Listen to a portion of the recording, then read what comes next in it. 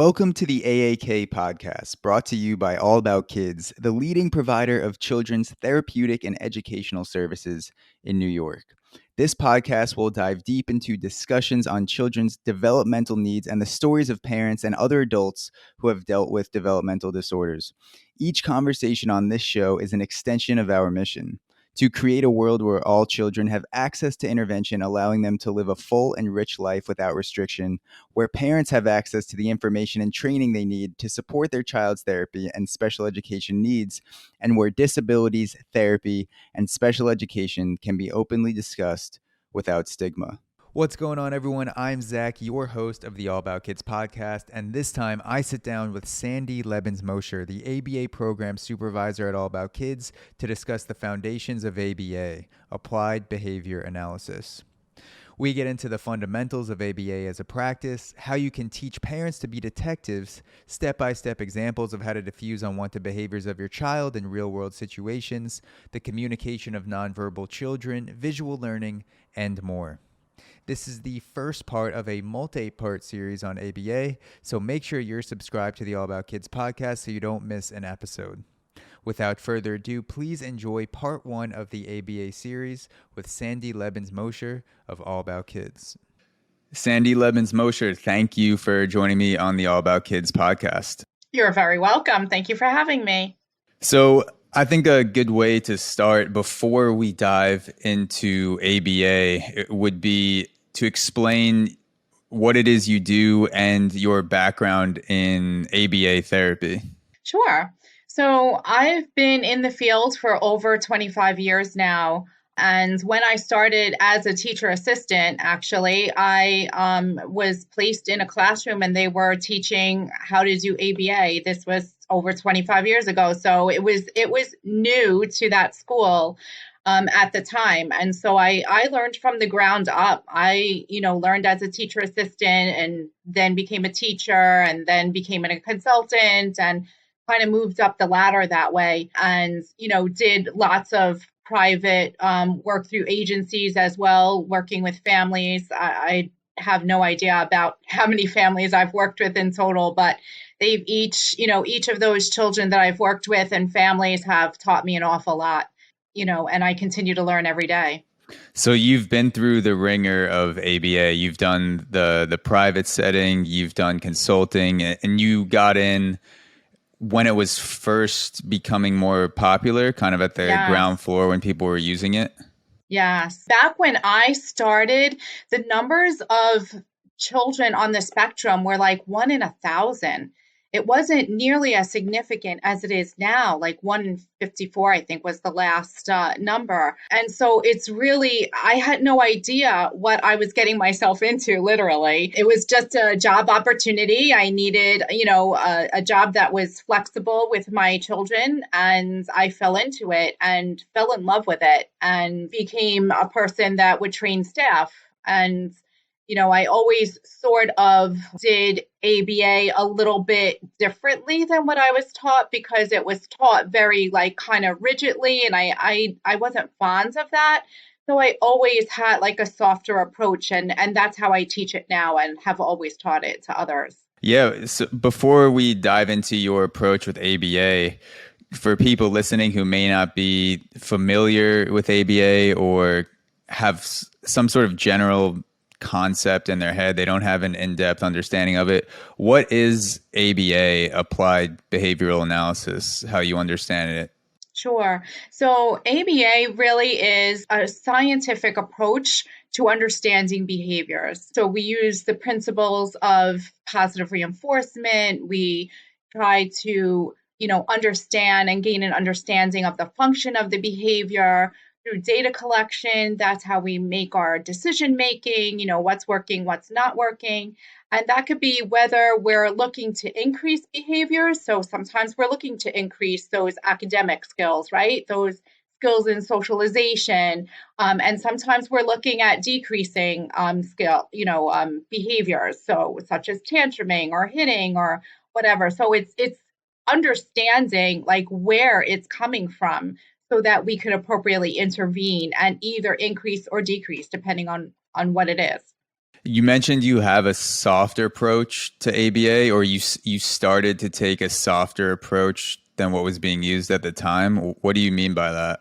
So, how it was taught way back when was a kind of strict chair to chair kinds of, you give the directive like 10 times, and we're working with little kids. Like it just seemed that that was a little bit too structured. While they need structure, it was a little bit too much. So I always kind of embedded myself, especially working early intervention, like in their routines of their day, sitting on the floor. If they're playing with blocks, I'm getting down on the floor and I'm playing blocks with them. And with whatever it is, whatever skill I'm trying to teach, I'll embed myself into there. So it's not like, stop what you're doing and having fun, come over to this table so I can play blocks with you or do something else. Like, I try to embed myself more, and whatever they're motivated by, you're going to get better results that way. And so I've used that as, I've used myself and the children I've worked with as like little experiments and trying my different ideas, and then I go ahead and teach others to do the same with, usually pretty good results. Yeah, I don't know why education in many ways is so separated from what kids and teenagers are motivated by or what's fun to them, what would be an exciting activity. So right now I'm going through the process of learning French, and my teacher was telling me, like usually when you use when you learn a language in school, you learn things that you may or may not even use, kind of those textbook things of learning, fire truck or red or colors, and it's not really tied to the topics that you're interested in. And I noticed that I became much more motivated to study French and to do things like make index cards and have conversations with French when I started tying it into the topics that I was interested in the most, like podcasting or things going on in the world, or Netflix shows, things like that, listening to them with subtitles. And so it what you said made me think about my own experience, and I'm sure the same thing probably applies to ABA. When you can tap into a kid's interest, you'll get a much more involved and a much more motivated pursuit by that child to want to learn. Absolutely. Motivation is key. If you don't have motivation, you're not going to get very far. The first step when I'm training staff is you have to pair yourself as the biggest reinforcer. So when you walk into a home or into a preschool setting, you want the child running towards you because, wow, this is the person I have fun with. Or we don't want to make ourselves appear that we're that work person, that we're that person that's going to make you sit down and do the stuff you don't want to do. We have to camouflage everything as we're having fun together. And yes, we're learning. You don't realize you're learning, but by making yourself the biggest reinforcer, and build that motivation and use things, as you said, that motivate them. Now you're going to get somewhere with that child. Yeah, that's always been the most enjoyable type of learning to me, when you don't realize that someone is trying to pump information into your head, or trying to create a new habit, but you pick up that new habit or you pick up that new information as a byproduct of doing a fun activity that relates to something you're interested in. Absolutely. A lot of times, and some providers I feel shy away from using music a lot. And I love music. I try to encourage them to use music a lot. Most of the kids love music. And so we can teach so much through music. We could teach them how to imitate during certain songs, Wheels on the Bus, or, imitating, if there's ducks going across the screen, you can stop it and ask them what it is. What color is it? What does it say? Let's practice saying the duck sounds. Like, there's so much you could do. And they're having fun, right? It's their favorite song. They get to see the animals they love. They don't even realize that they're working, but yet I'm getting my stuff in. Yeah, there's so much movement with your body and your mouth and forming words with ABA that it seems like music and ABA therapy would be a natural pairing where you're moving along to the song or you're imitating something, or like you said, you're forming words with your mouth. That could be a great sort of thing to make a playlist that has songs that that kid likes and use that to teach them to, move and sound out words in different ways. Absolutely. And music and being able to imitate sounds, they're connected. Sometimes I have kids bounce on a ball before we even start therapy. They just think they're bouncing on a ball and having fun. We might be working on ready, set, go, having them say that. But it I find over and over again their ability to imitate sounds increases after they get that movement. So movement and music, all of that is Yeah. crucial. Those kids are going to be ready to go for their first music festival, whenever that is, when they're older. Lollapalooza, Ultra down in Miami. They'll have been doing it for years already. Yeah. So you mentioned when we had a back and forth before the podcast, you mentioned that a lot of the work that you've done is to teach parents how to be detectives with their own kid and how to be detectives with the way their kid's behaving or saying certain things. What do you mean by that with parents being detectives? Yeah. So when I'm working with families, it's important to get them engaged and to teach them as much as possible because, I'm in their lives an hour a day or whatever it is, and they have their child the whole rest of the time and for the rest of their life. I'm not always going to be there. And so it's important for me to teach them these skills that they need so they can practice with their children, and their child can, continue to make gains. The child's best outcomes will come if we're both working on similar things. So what I teach them is, I teach them one, that behavior is communication. So your child may not be able to communicate verbally with you at the moment, but they still know what they want. They still know what they don't want. They still, they have no means to communicate that to you. And sometimes it comes out as behavior. So I teach them to look at, what do you think they're trying to communicate to you as they're screaming on the floor? What did they want something? Did they not want something? Do they want your attention? Teaching them the functions of behavior. There are 4 functions to behavior and trying to help them learn how to analyze the behavior. And then by knowing where it's coming from or the why behind it, it helps us know how to intervene properly. Yeah, it seems like a lot of behavioral issues and outbursts and outrage, even with adults, stems from a lack of communication. And even with 2 adults that have great command of the English language and they're talking to each other and they're saying what they think is an accurate depiction, or they're receiving what they think the other person said. A lot of times I've noticed we all tell stories in our head rather than listen to what the other person is saying. We kind of put it through our own filter. So I'd imagine if you're a kid and you may not even have the words or vocabulary or be able to frame what you want and desire in a way that can be understood by adults, that can be very frustrating. And then the adult may not have a filter or a framework to be able to take those movements or sounds and accurately guess what that means or what they want. Absolutely.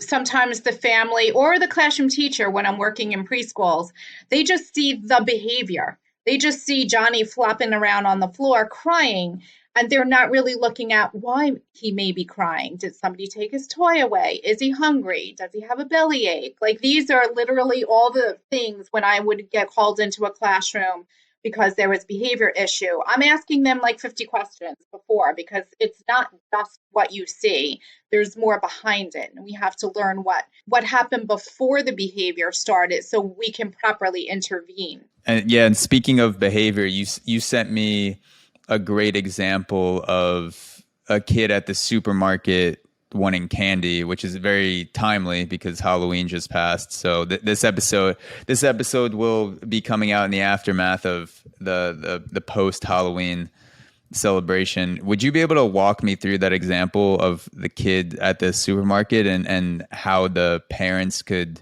get involved to make it beneficial for both people?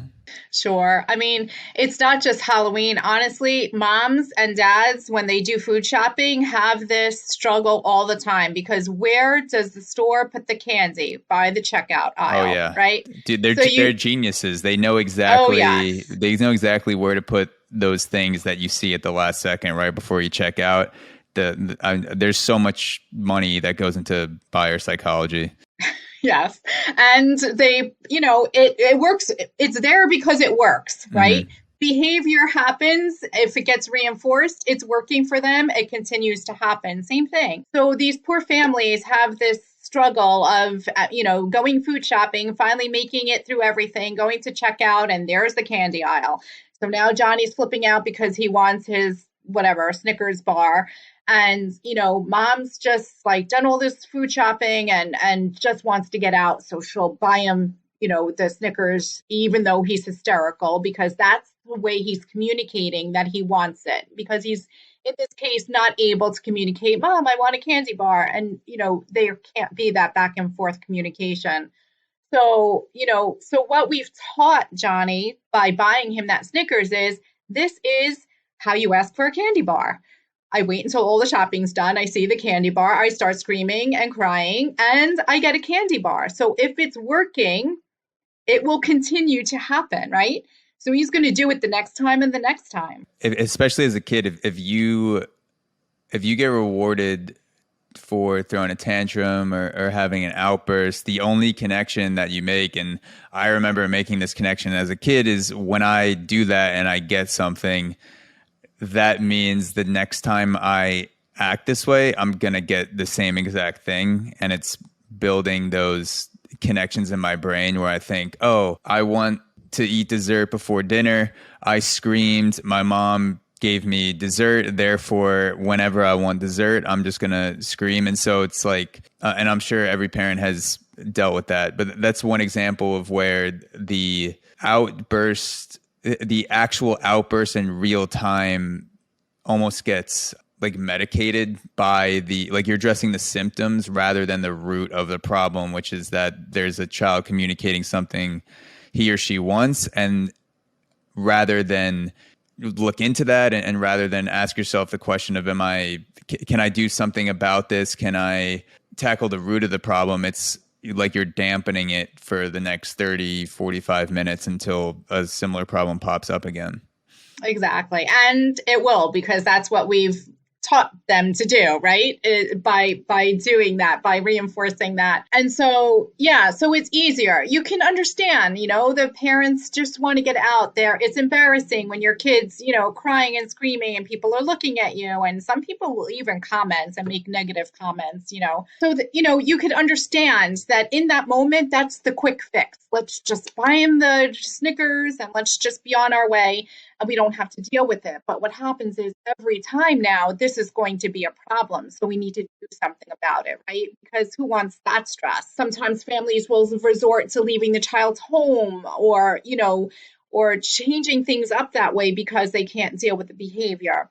So then I would just teach them to, help them understand how they're reinforcing the behavior, and encourage them that next time they go, that, that they can't buy, if he's crying and screaming, that then candy can't be bought at that time, and the behavior might actually increase because they're going to try and really take it up a few notches, so that well, it worked last time and the time before, like, why isn't it working now, and what do I have to do to get it to work?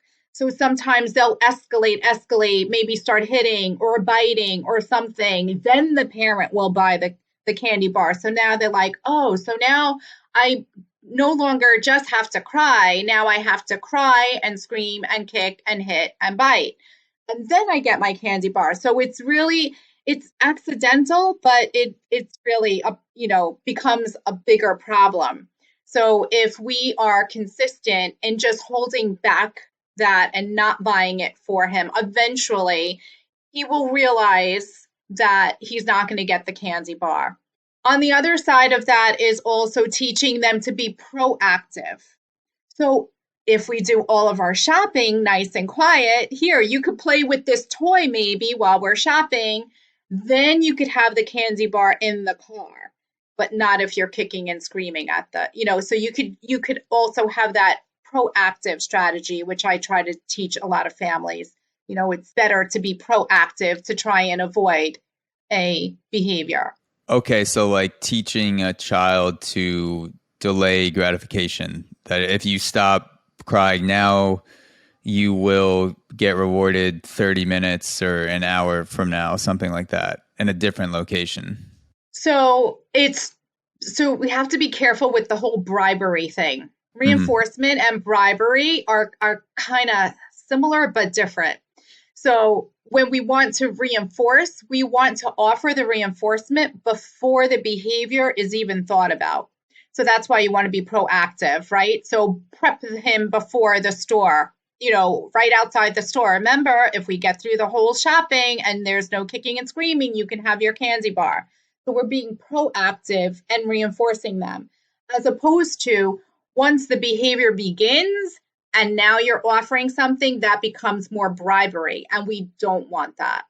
Yeah, that's a good defense for someone who's involved, like a police officer that took a bribe, and his defense would be, no, the mention of the reward came up before the action, so technically I was reinforced, I wasn't bribed. And the judge would have to agree with him. You have to be like, that's a great point. But yeah, no, that's a good distinction between, like you said, prepping your child to anticipate that desire for seeing something like a candy bar, and having that child integrate that into their trip to the supermarket, and them realizing that on their own, rather than you having to kind of hit back at them with the, stop crying and you'll get this in the car. If a kid knows before that, he can almost, maybe self-soothe a little bit, or learn to just sit there and do something else for a little bit, which I think is a great skill. Even as an adult, something that I need to work on more is just learning to sit around, and it's okay to not get what you want for 20 or 30 minutes if you're standing in line or waiting for something, whatever it is, to have some patience and know that eventually you'll be rewarded for it. Yeah. I also teach them to, most of these kids are very young, right? I've worked a lot in early intervention and preschool. And then with developmental delays, then they're actually younger, developmentally than their chronological age. And so there's all these factors. So I give the families different strategies, like maybe making a shopping list and getting them engaged in the shopping. So they're looking for, oh, we need apples. Let's find apples. It's a good way to also reinforce colors and identifying things. So they could be learning as they're shopping as well, and getting them more engaged in the process also, so that because little kids really can't be expected to like just sit and wait. Really, their attention spans are too short. So I try to get them engaged as much as possible throughout the process, and make quick trips to the supermarket at first when you're working on all of this. Oh yeah. Yeah. Get in those shorter reps first. So, so, Right. so if you're an adult in this situation, the classic supermarket outburst, is there a specific type of language, or a certain order that is better than other type of language when talking to your child? Like, should you acknowledge how they're feeling first and say, I understand you're feeling this way, and this is what's going to happen? Or what are some examples of specific language or specific actions that you would tell a parent in one of those situations? Sure. So once a behavior has started, then that's really not the time to really be speaking to them and kind of talking them out of the behavior. You would give them the directive of what was expected in that moment. So if let's say they flop to the floor, if they need them to stand up and walk, that would be the directive. But when a behavior starts, you want to really limit all that attention you're giving them, all that verbalization, the direct eye contact, because we want to be, again, proactive in the attention. And when they're doing the right thing, that's when we want to, be, giving them positive praise and lots of communication and eye contact. And then so they can see the difference in your body language as well and what they're getting. They may not understand what you're saying. We never know how much kids are actually understanding if they're not able to communicate to us, right? And acknowledge what we just said. And so we want to limit all that because we're not sure. And it's just, picture yourself when you're really super angry, like you're not really even hearing what's going on around you, right? You're just in your own brain, kind of like milling about with your anger. And Yeah, so it's you're seeing red. There's doesn't matter. exactly. You could be talking to the most rational person on the planet. Socrates could literally be in front of me, telling me this is I'm behaving irrationally right now, and if I'm angry, I'm not gonna care at all because I'm, especially as a kid, you get filled with that emotion so much where it's hard to see anything else outside of that. And in a way, it does feel good to get angry. And sometimes you just, you keep feeding into that anger and you take it out verbally or physically. And it's very hard to listen properly and take in any information until that anger subsides a little bit. Yeah, it's not even conscious. I don't think you can help it, And so it's the same for them. If they're in a full-blown tantrum, they're really not going to be processing the information that you're trying to give them. So you really want to limit, your verbalizations without, of course, give them the one directive that you need them, and then just stop, and then just, maybe use a gesture if you want them to come here or sit down or something like that, and just kind of wait them out until they're calmer. Yeah, I've seen some work by a woman and neuroscientist named Annika Harris about children's meditation. And it sounds like something that wouldn't work because I couldn't imagine sitting in the same spot and paying attention to my thoughts and my emotions for more than 2 minutes at a time, especially when I'm 7 years old. And I started meditating much later in life, but I saw some of the work that she was doing, and it seemed like she was having success at shortening the life of emotions beyond their usefulness. So it's like she's not teaching kids to not be angry. It's to recognize that anger and that have it subside as soon as possible or whenever it's not useful anymore. So maybe that could be something combined with ABA therapy in the future where you're having a child feel the physical attributes of what it feels like to be angry. And then by recognizing it, it dissipates a little bit. Yeah, so what I teach kids a lot too is to take 3 deep breaths when they're angry. And well, you have to teach it when they're not angry because once they're Yeah. angry, nothing's happening, right? But before, there are, a lot of kids on the spectrum, and quite frankly, a lot of all of us are visual learners. And so a picture speaks 1,000 words. And so for that reason, scripted stories are sometimes helpful. There's a scripted story about Tucker the turtle, and he gets angry and his friends don't like it, and he takes 3 deep breaths to decompress. And I would use this scripted story with the children I work with, and depending on their level of ability, it would be interactive. And we would take deep breaths together, and so they would learn that process again when they're not angry, so that when they did get angry, I would remind, oh, what would Tucker do now? Let's take our deep breaths. And you would see them like they would be so angry and so upset, but they're really trying to take that deep breath with you. And then you would model it with them just to, help them do that. And, it's a skill that really you could see them decompress, as even though they're not taking like efficient, like deep breaths in and out at first, it really does help decompress them in that moment. And sometimes when they've learned it really well, sometimes they would come up to me like, I need to take some deep breaths right now. I'm like, okay, Yeah. let's do it. I feel that. Is there a reason behind why most kids on the spectrum are visual learners predominantly? Do we know why that is, or it's something we observed and we don't really have a reason for it? I don't know the exact reason. I know most of us in general are visual learners. I once was training in 4 different schools, the same training. And I posed that question.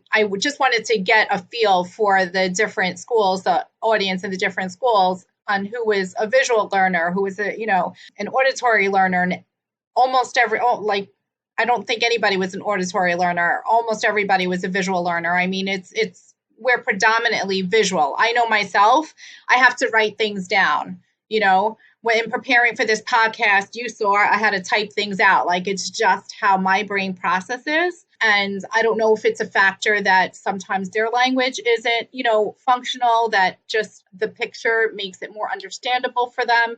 But the use of visuals in helping in transitioning, and even requesting for some children who don't have a lot of language, they could be taught to request via a picture, or nowadays with all the devices, and apps available, there's also that.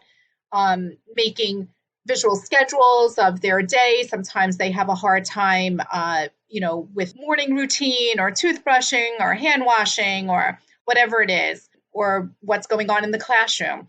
Kids on the spectrum really like sameness and order, and they can be a little rigid sometimes. And so, that brings them comfort. Knowing what to expect brings them comfort. When they don't know what to expect, it makes them very anxious. And that's where sometimes we'll see some behaviors too. So if we could support them by creating a visual schedule, so, okay, now we're going to get ready for school, then we're going to have breakfast, then we're going to go on the bus, or whatever the schedule is, then they can actually see and feel like comfort. When I was in a classroom, some kids would go to the visual schedule in the classroom and just reference it for themselves. And I would see them just looking at it to see for themselves, like, okay, we're almost finished with this, and then this is coming. Or, some of them would get super excited to see we were almost at the ends of the day, and they could go see mommy again. So it's very helpful. Yeah, it seems like it's much easier to have a sense of order visually than it is auditorily, because if something's in order over audio, you don't have as much of a dimensional grasp other than listening to how someone sounds or how a sound is. It's kind of sitting on that one-dimensional line of, does this sound good or does this sound bad? But when you see things, there's a much more obvious order to things that you can grasp all at once. When you're listening to something, you have to wait until the next thing, but there's nothing stopping you from seeing more and more things. So even right now, I'm looking at some of the things I bought for a home gym, and there's weights stacked up, and some of them aren't perfectly straight, and then there's things next to that. It's just one quick glance makes things super apparent to what's in line, what's not in line, corners, and things like that. Yeah, and also remembering, how often do you meet somebody and their name just goes in one ear and out the other, right? I can't remember any name. I don't know. I'm so bad at like remembering things. And so when you're given information auditorily, sometimes you can't retain it. But if you have a picture there that's a reminder, you may forget it, but you know where to reference it. That's when you use the friend introduction trick, when you forget someone's name and then you grab someone next to you and introduce them and hope they say their name. Yeah. And I try to tell myself all the time, like, really pay attention to the name. And like 5 seconds later, it's out of my brain. I don't even know why. Yeah, I do the same thing. I don't know. Even times where I repeat it in my head after, I can't remember it. Something that has worked, though, is tying it to a story, kind of what you talked about a little bit with taking deep breaths, is imagining what this person would do. Sometimes I'll hear someone's name and it'll say it's Ted, and then I'll think, okay, Ted likes turtles. And then that makes me remember their name. But if I just say Ted, in my head, I forget it 30 seconds later. But then I see Ted, I see that guy, I think of turtles, and then Ted pops into my head. I'm like, oh, hi, what's up? Hi, turtles. Right. I remember not to call them turtles. Then you call them the wrong. Yeah, exactly.